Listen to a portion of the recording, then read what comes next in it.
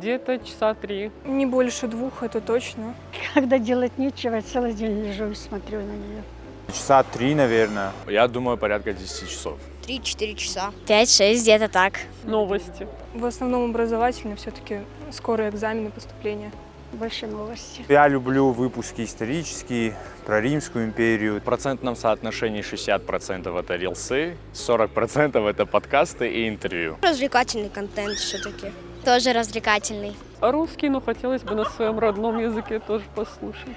Естественно, на русский, осетинский. Русский какой еще? Конечно, на русском. Кстати, если вы про осетинский спрашиваете, я вам могу сразу сказать, что вот детям вообще нечего смотреть на осетинском языке. Больше на русском и на родном языке. На русском. На русском и на осетинском. Так не могу сказать, но подписано. Конечно. Нет, нет. Нет. Да, подписан на моих друзей. Официальные СМИ предпочитаю. Естественно, больше официальные, потому что мало ли что могут в интернете написать.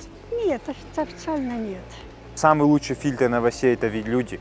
Если новость стала очень важной, вы об этом обязательно узнаете от своих друзей, родственников и так далее. Если это оповещают люди, которых я знаю, то доверяю.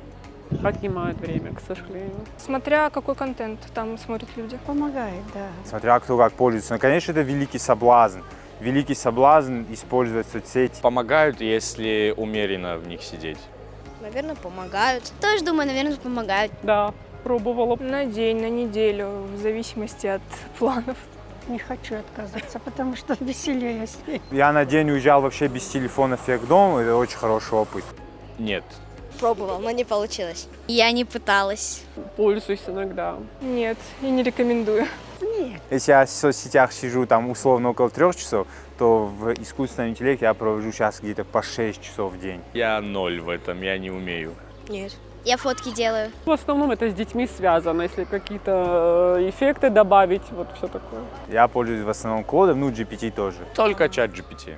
Нет, конечно. Не часто. Как и к любому мнению сотрудников в каком-то проекте, ко всему нужно скептически относиться. Но то, что нельзя отрицать того, что он может в десятки, в сотни раз лучше анализировать много данных и принимать на основе их решения и давать вам аналитику.